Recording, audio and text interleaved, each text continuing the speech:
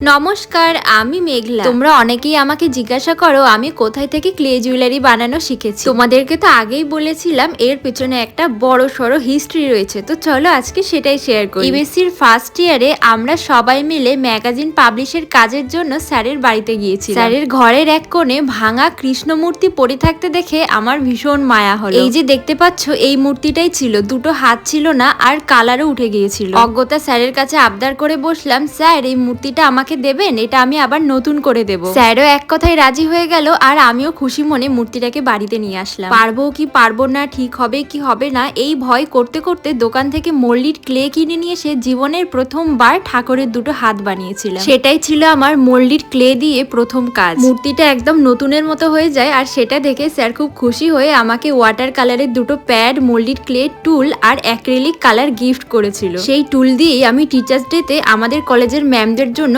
প্রথম জুয়েলারি বানাই। আর সেই জুয়েলারি সবাই খুব খুব পছন্দ করেছিল। সেখান থেকে আমার জুয়েলারি বানানো শুরু হয়। তো চলো, রাধে রাধে।